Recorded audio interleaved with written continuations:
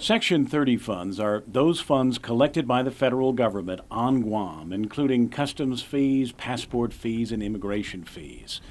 But the vast majority of that money comes primarily from income taxes collected from federal employees who live on island, most of whom are military. And all of those funds, which the federal government collects here, are ultimately reimbursed to GovGuam. But until now, the reimbursement did not include the income taxes paid by federal employees on island for 6 months or less. Today's announcement means that temporary duty assignments are no longer exempt, and that would include Marines rotating on and off Guam. The fact that they said that they'll cover over the money is good news. So that's the point. Revenue Tax Director John Camacho says GovGuam received about $56 million in Section 30 funds this fiscal year. He conservatively estimates that the change could mean an additional $10 million. If you take, 4,000 Marines, and they're actually Section 30 money coming in, we can estimate, this is just an example, $2,500 average, which is very low, I think. You're going to bring in at least $10 million annually, and that's the good news. I provided a copy of the letter I had sent to Department of Defense.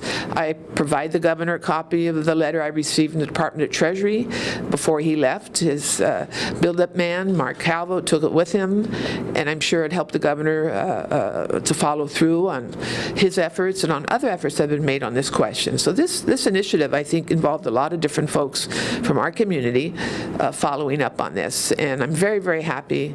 It's good for Guam. However, a number of important questions remain unanswered. The governor's announcement speaks only of Marines assigned to Guam. But what about all the other federal employees, the airmen and sailors who will be rotating in and out?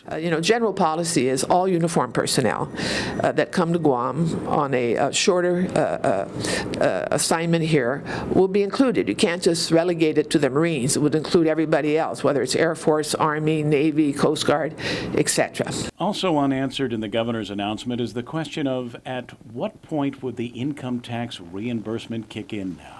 If not 6 months anymore, would it be 3 months, 1 month, or 2 weeks?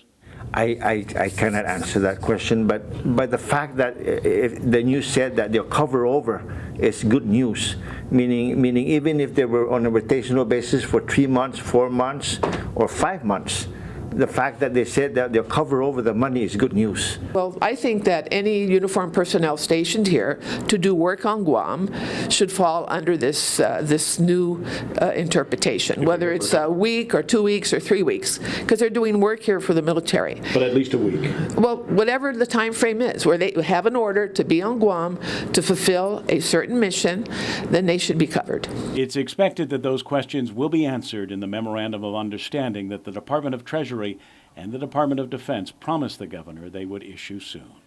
Kevin Kerrigan, PNC News.